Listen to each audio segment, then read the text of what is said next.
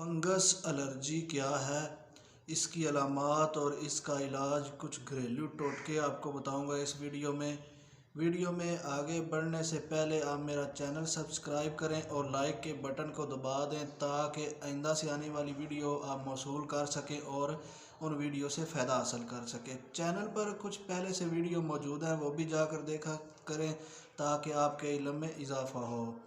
Fungus allergy क्या है? Fungus allergy की मुख्तलिफ़ वजूहात हैं। सबसे पहली जो वजह है वो आप खुद हैं, क्योंकि आपके जिस्म में कुछ ऐसे जॉइंट पाए जाते हैं जो मिलते हैं।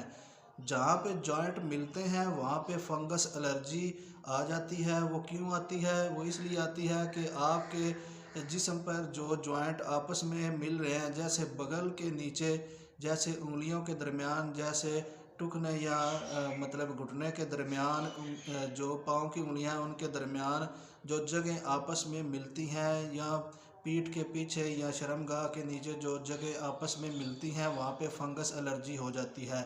क्योंकि हर इंसान पर मुख्तलिफ़ किस्म के बैक्टीरिया पाए जाते हैं। ऐसे कीड़े मकोड़े आपके बॉडी के अंदर पाए जाते हैं, जिस्म के अंदर भी पाए जाते हैं, जिस्म के बाहर भी पाए जाते हैं, जो आम आँख से नज़र नहीं आते। इनको आप माइक्रोस्कोप के नीचे देख सकते हैं। जैसे आप कहीं से भी सैंपल लें अपने जिस्म पे, तो आप उसको अपने माइक्रोस्कोप पर देख सकते हैं। अब ये एलर्जी यानी फंगस एलर्जी आती क्यों है? इस तरह से आप में जब क़ुव्वत मुदाफ़त की कमी हो जाती है, जब आप खाना सही टाइम पर नहीं खा रहे, आपके जिस्म को एनर्जी नहीं मिलती, आपके जिस्म को वो चीज़ें नहीं मिलती जिन चीज़ों की ज़रूरत है, उसकी वजह से क़ुव्वत मुदाफ़त जब आपकी कमज़ोर हो जाती है, फिर उसकी वजह से वो कीड़े मकोड़े या वो जो बैक्टीरिया हैं वो जाग जाते हैं और आपके जिस्म पर हमला करते हैं। इस तरह आपकी फंगस एलर्जी जो है वो आ जाती है। इन बगलों के नीचे या पीठ के पीछे, शर्मगाह के नीचे, या जहाँ पे भी उंगलियों के दरमियान जहाँ पे जगह मिलती हैं, दो जगह मिलती हैं, वहाँ से फंगस एलर्जी आ जाती है। अब इसकी दूसरी जो बड़ी वजह है वो ख़ानदान है। ख़ानदान में अगर किसी को एलर्जी है या फंगस एलर्जी पाई जाती है, जिसमें भी ये ज़ाहिर होती है, वो फिर दूसरों को मुतासर करता है, क्योंकि वो अपने जो खाने पीने की चीज़ें हैं, बर्तन वगैरह है, या पानी पीने की चीज़ है, या कोई ऐसी चीज़ें हैं जिन पर वो रोज़ाना हाथ तकरीबन लगाता है, जैसे तावल है, साबन है, जैसे मतलब कपड़ों वाली अलमारी है, या जहाँ पे वो बैठता है जिसको फंगस एलर्जी है, बेड है या फिर सोफ़ा है या कुर्सी है, जहाँ पे भी जब जिस चीज़ को भी वो हाथ लगाएगा, रिमोट है या फ्रिज है, जिस चीज़ को भी हाथ लगाएगा वहाँ फंगस एलर्जी अपने जरासीम छोड़ जाएगी। इस तरह जब दूसरे ख़ानदान के लोग हाथ लगाएंगे इन जगह पर, तो वो फंगस एलर्जी उनको जा पहुँचेगी।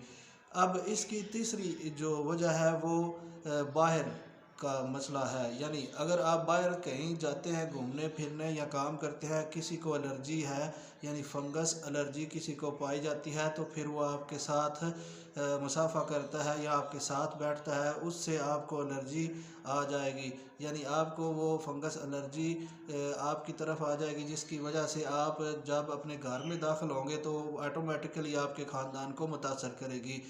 इसके लिए कुछ एहतियाती तदाबीर हैं, वो भी कोशिश करें, बता देता हूँ। सबसे पहले तो अगर आपको फंगस एलर्जी है तो आप अपने किसी अच्छे फिजिशियन से रब्ता करें, अपने डॉक्टर के पास जाएं ताकि आपका मुनासिब इलाज हो सके, ताकि दूसरों को इससे फंगस एलर्जी से मसला ना बने।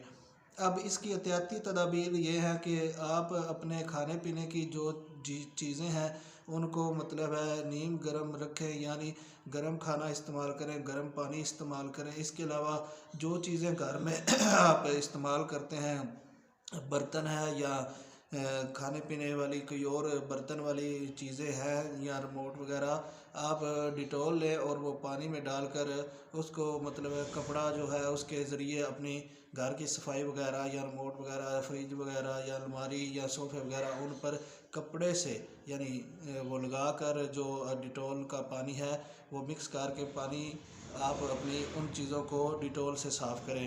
अपने घर का जो फ़र्श है उसको फ़रनाइल यानी फ़नाइल से साफ़ करें।